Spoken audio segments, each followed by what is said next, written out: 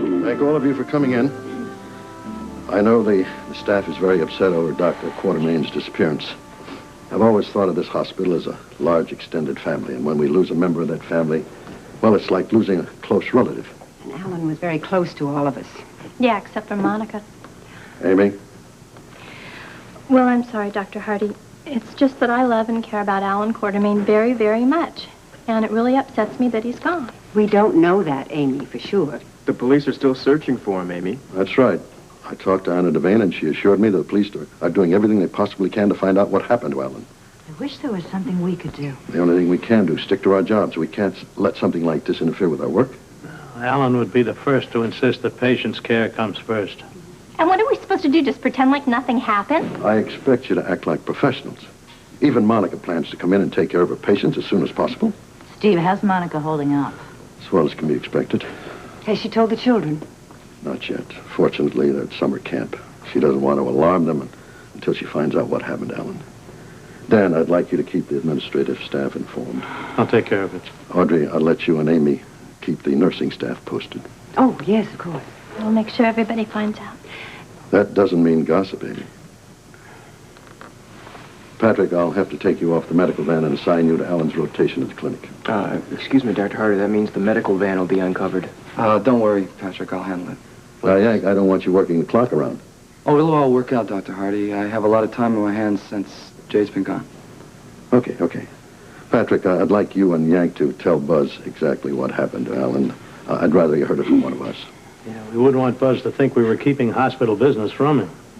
Steve, I have the week off for my oral comps, but I'll be here if you need me. I know that, Bobbie, and it means a lot to me. Well, Steve and I are going over to see Monica later this afternoon, and we will pass on all your good wishes. May I go along with you? Certainly. Isn't it just a little bit early to be paying respects? We're not going to be paying respects. We're going over to Monica to offer our prayers and our love. The police haven't given up hope yet, and neither should we.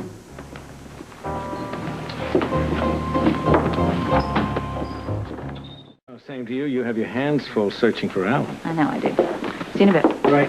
Whoops. Okay. Thank you. Yeah. Okay. I've got Sam waiting for that report on the license plate, and that shouldn't take too long. Then I've got every available blue and white searching the inland area around the crash site. Good. And the divers, what about them? Oh, they found some wreckage at the bottom of the lake. Just might be part of the plane. Where? Where did they find the wreckage? Let's see, they said it'd be right about there. Oh, my goodness. Those currents must have been very strong to pull that so far away from the crash site. That is, if it is the debris from the plane. Yeah, if it is, then I don't think Dr. Quartermaine has much chance of having survived the crash. No. Chief Devane? Yes. Captain Lewis, this is Marshal Lang. Ms. Lang is an air traffic controller over at Port Charles Airport. She was on duty when Dr. Quartermaine took off. Oh, right. Thank you very much for coming by, Miss Lang. Glad to do it. Was there anything unusual about Dr. Quartermaine's takeoff? No, not at all. Dr. Quartermaine appeared to be a very competent pilot. Was there any communication between you and Dr. Quartermaine when you were in the tower? Just the normal directives on takeoff. Were you in touch with him up until the time of the crash? Well, no. There was some static on the radio, and then it went dead. He was a novice pilot. Yeah. Maybe he panicked. Well, he'd have had a parachute on board there, wouldn't he? It's regulation. I'll have somebody check his locker just to make sure that he didn't leave it behind. Oh, could you get back to us you. as soon as possible? Absolutely. Appreciate it. Thank you very much for all your help. Eric will see you out. All right, Thank you very much.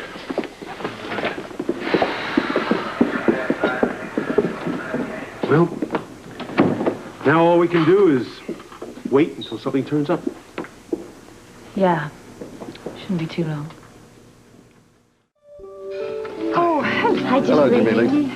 We're so sorry to hear about Alan. Hi, Thank Mr. you. Quartermaine. It was a big shock to all of us. Everyone at the hospital is praying that he'll be found unharmed. Yeah, it's a terrible thing when a man outlives his own son. But don't give up hope, Mr. Quartermaine. Is, Monica here? Yeah, she's in the living room with Lila. Could we go in there and see them? Yes, of course. I'm sure she would like some company. Jimmy Lee, why don't you show them into the living room? Oh, thank you so much. Go ahead. Thank you. Hi. Hello. Hello, Monica. Hello, Audrey. Hello, Steve. Come on, we gotta go to the gatehouse. What for? We have a meeting with Brent Madison and the investigator of Valline's insurance company. Are you crazy? Why in the world would we want to do something like that? To get the ball rolling on the murder setup. You You're too soon, Jimmy Lee. I mean, we're going to look like a couple of ambulance chasers. Would you not worry about it? I've thought it all through. I'll explain on the way to the gatehouse. Come on. Trust me. Trust me? Yeah. Thank you, thank you. Monica, I want you and Lila to know that I held a meeting this morning and the entire staff sends the Quartermaine family their love and support. Thank you, Steve. That means an awful lot to us. We're all hoping through some act of God that Alan will be found safe and unharmed. Yes, well, so are we. It's been quite a long time. I just can't understand that if he were safe and sound, why he wouldn't contact us. He will, my dear. I know he will. You know, this woman has been remarkable. She refuses to give up on Alan. Well, that's because I know he's still alive. I'm with you, Mrs. Quartermaine. Can I get anyone something to eat? Monica, have you eaten anything today? I don't remember. I'll get you something, Dr. Quartermaine. I'll take care of it, Stella. I know what Dr. Quartermaine likes. Oh, I was taking care of Dr. Quartermaine when you were pulling dandelions out for the front lawn. Now go on.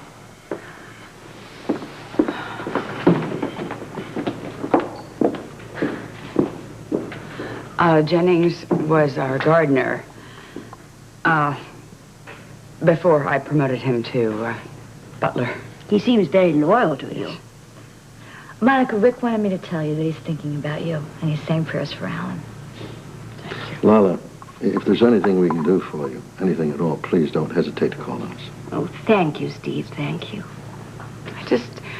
I really feel badly about Rick. I hate to lumber him with all of this work while I'm not there. Oh, he knows that you do the same thing for him. Well, listen, you tell him. Regardless of what happens about Alan, I will be back at work just as soon as I can.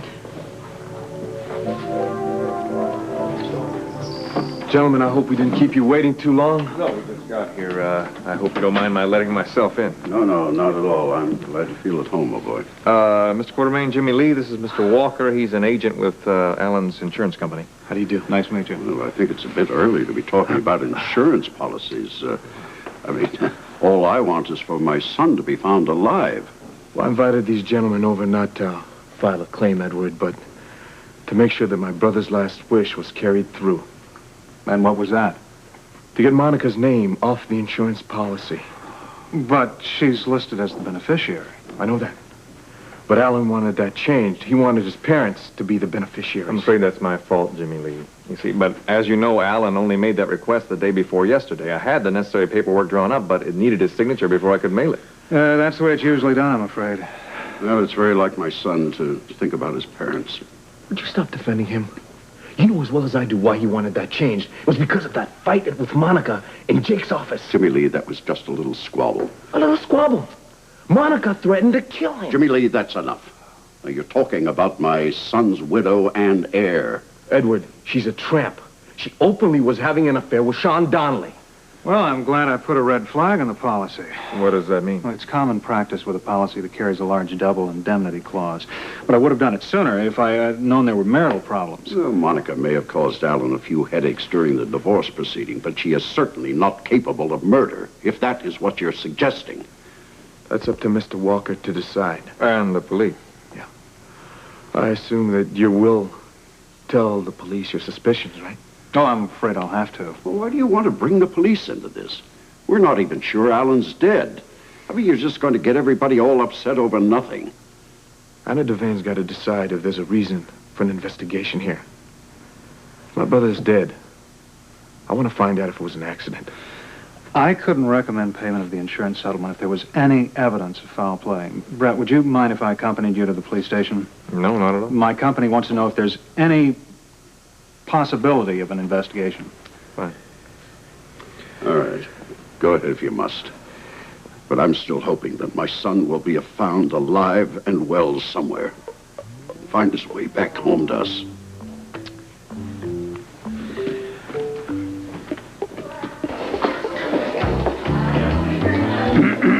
Yes, sir. I mean, ma'am. Can I help you?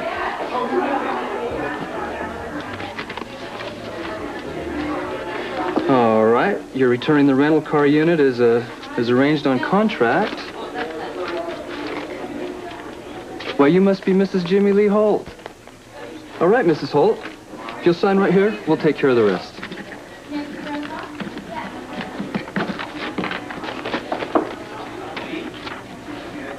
Oh, you can get your bus ticket on the other side of the building. You'll see a directory as you come to the main lobby. You're welcome.